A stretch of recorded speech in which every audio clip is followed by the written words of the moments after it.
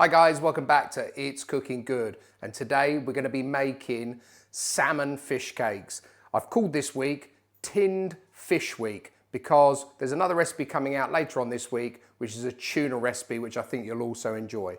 But let's start off with this one. Let's have a look at the ingredients. So here we've just got 400 grams of tinned salmon. I've got a good tablespoon here of dried chives, a teaspoon of garlic powder, a teaspoon of dried parsley, a good healthy, probably tablespoons full of spring onions because I like spring onions. And here I've got about 3 nice waxy potatoes. So let's get started. Imogen, what we need to do is move that over there. Let's bring in the bowl. And if you can tip in some of the potatoes for me.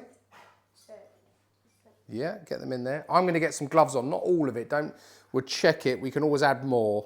While you're doing that, I'm going to, a little bit more. I'm going to put my nemesis on, the plastic gloves. I think that's probably good. A little bit more, go on. That's it. Let's start with that. Okay, and then empty in the salmon for us. All of it? Yep. And guys, this is really inexpensive. We bought the tin of salmon, which, as I said, I think 400 grams worth. Yeah, you can put all of those in. Spring onions. 400 grams of the salmon. It was £3. So really economical and something that most of us have probably in our cupboards that we probably don't use. So this works really well. Yeah, all of the chives, they're going in. Is it all of everything? Yeah, go on, chuck all of that in. Lovely. Perfect. And we're not going to use a binder for this. We're literally just going to use our hands and mix this all together. Now I've left the potatoes quite chunky because I like those sort of chunky bits. I mean, obviously it will squish down a little bit more, but I don't want it like a mashed potato in there. I like that bite of potato. That's it. Just get it mixed in. Imogen, can you just put a bit of the salt and pepper in there for me also? This thing? Yeah, that's it. Yeah, just push a bit of that, chuck a bit of that in there. Perfect. Now, guys, what I will say to you is with the salmon, just a little bit. Go on. Bit more, bit more, bit more, bit more, bit more, bit more, bit more. That's it, perfect. With the salmon, just go through it because what I found, unlike tuna, is it actually did have some bone in it. So you really want to go through that, make sure you've got that out. You don't really want to be getting mouthfuls of bone. Okay, so look, I'm happy with that. That's what that looks like. If you can see that, that's all I've done to it. I've just sort of combined it so all of the ingredients are together. Okay, and then what we're going to do, we're just going to get our heat on. Imogen, can you turn the hob on for us there? That one? That's it, yeah, and then press that button there. And then that's it, perfect. And then if you want to add some of the oil there for me, that would be brilliant. Yeah. Thank you. Okay, and then what we're going to do is we're going to grab our bowls here. So I've basically breadcrumbed 3 slices of white bread. I've got 2 egg yolks. Don't know if you've watched my other video. I always put an extra one in just in case I run out. I don't want to be fishing around for one. And here is just some seasoned flour. A little bit more. We need probably quite a bit on there. You need to really coat that pan. Keep going, keep going. That's it. Perfect. Keep going, keep going, keep going, keep going. Perfect. That's it. Done. Okay, so what I'm going to do is just bind these together and we're going to make sort of patty shapes.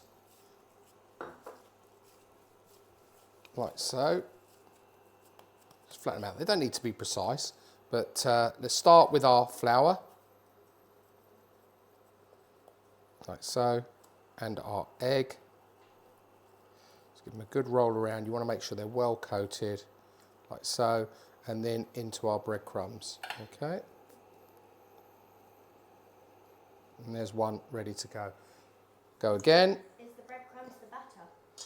Well, it's just going to give it a crispy coating. I mean, you could do this without the breadcrumb, to be fair. You could just fry it as like a fried potato. If you wanted to do that, you could do that. I like that sort of crispiness that the breadcrumbs give you. I think it's a nice bite to the fish cake. There you go. Another one done. Flour. Coat it up. into your egg. Imogen, over there's some butter you'll see. Yeah. Can you put that into the pan as well for me, please? Yeah. Thank you. There we go. And then breadcrumbs. Okay, and we're going to make 4 of these out of this mix. I probably could get a bit more, but let's make them nice and big. Okay, that's it. Another one there. We'll go for our 3rd. A little bit more mix.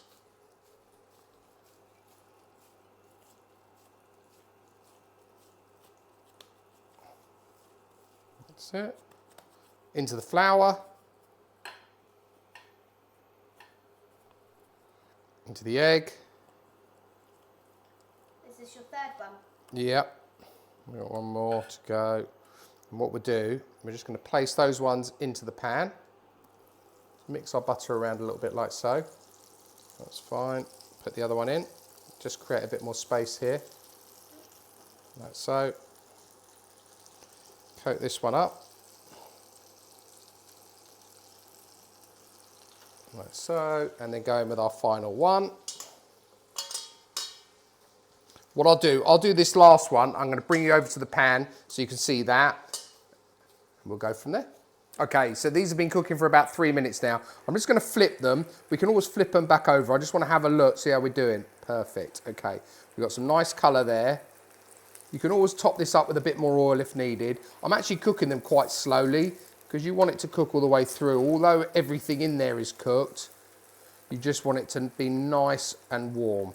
Okay, I'm actually just going to add a little bit more oil to that pan just to make sure, because I don't want it to dry out. Obviously those breadcrumbs, because they're fresh breadcrumbs, are going to absorb quite a lot of oil. Okay, just get my cloth. Okay, so while they're cooking, I'm just going to move that out of the way. We're actually going to make a little sauce to go with this, and this is going to be like a lemon dill sauce. Okay, so here I've just got some creme fraiche. Imogen, can you pass me the little teaspoon, please?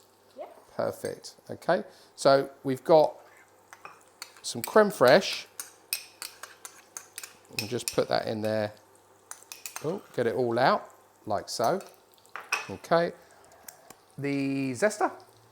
Thank you. We're going to add the zest of half a lemon. And as I say, these are all ingredients, well, most of them that you might have in or are inexpensive to get to do this recipe.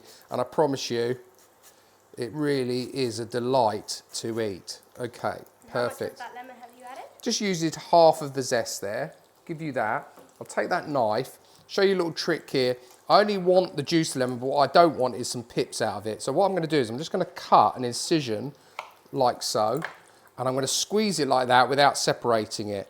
And what that should do is give me the lemon juice, you can see, without any of the pips coming out. And the good thing about this is actually that will even store better in the fridge. Push it back together, wrap it in some cling film or even like that, and it will last a lot longer than it normally would. Perfect. Here I've got some fresh dill which I've chopped up. I'm just going to add some of that. I want to save some for the garnish at the end. Okay, like so. And then Imogen, I just need this one. So we're going to go in with a little bit of whole grain mustard, like so. And then, have we got some honey there? Yeah, we have some clear honey here. Perfect. Let's take that. A little bit of honey. And then we're going to give that a good mix around. Sorry, the dogs are going berserk. This is a nightly occurrence. We were going to cook this outside tonight, but unfortunately, the weather has taken a turn for the worse and it wasn't on our side. So there we go. Just going to mix that together like so. And let's just check it. I'm going to use my spoon that I used for the creme fraiche. Let's just see if it needs anything. It's good, but not that good. I think it'd do with a little bit of extra whole grain mustard. I've got another spoon here. Let's add a little bit more in. Well, maybe So quite a what bit. is whole grain mustard? So it's basically a normal, it's like a mustard which has the mustard seeds in it. It's really nice. So you sort of get that crunch with it. It's a bit spicier than some. Not as spicy as an English mustard, but it works really well. Certainly with this. Yeah, 'cause English It's like a, mustard you ever is had so a spicy. honey mustard dressing? Yeah. Yeah, that's what they use. Okay, now let's try that. Really happy with that. Getting the dill, the mustard, all of the flavours, singing their own song. Perfect. We'll leave that there. We're going to move this out of the way. Now let's turn our focus back onto these fish cakes. So, where's my spatula? Let's have a little check on them. Okay, that's good. Nice colour there. So we're going to turn them back over onto the other side. Like so.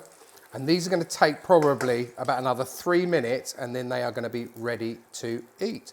So I'll see you then when we plate up the final dish. Okay, so we are done. We've even had time just to clear the prep area and everything. And they are looking delicious. Hopefully you can see those.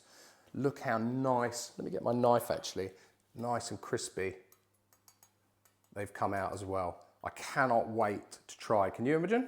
I am really excited to try. Okay, so let's just finish the dish off. Are you going to do that, Imogen? Sure. You spoon a bit of our lovely Creme Fraiche mustard sauce. That's it, perfect. Yeah, that'll do, that'll do. It's like frosting a cake.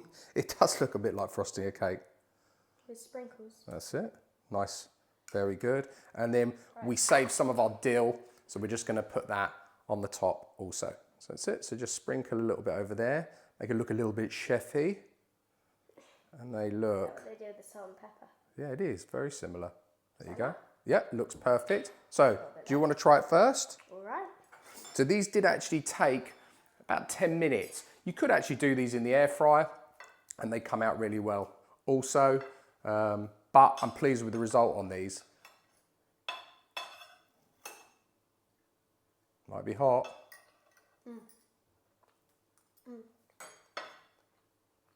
It's cooking good. It's cooking good? Can I try? Let me have a little go in here. May I? Let's do a little bit of that.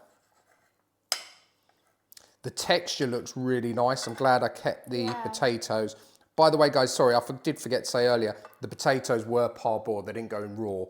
Just parboiled them and then mashed them up a little bit with my hands because I wanted them chunky. So let's give it a go. I think like it cooking it, I think the potatoes have like shrinked a bit. They're amazing. I know. Wow, for tinned I'm going for second. salmon, that is unbelievable. Really, really good. It tastes like you just use normal salmon. Going in for the second, that was a monster bite. Yeah, good. Would you have those again? Yeah. So, a great way to get fish, your kids to eat a bit of fish, some veggies, stunning recipe. Guys, give it a go. As always, I'll put all of the recipe details down below in the description. Thank you for tuning in. Thank you for watching through to the very end. Remember, it is Tinned Fish Week this week, so this is the first one. There'll be another video coming out later this week, which is our tuna tomato pasta dish. We look forward to seeing you then. All that's left to say from us is, it's cooking good.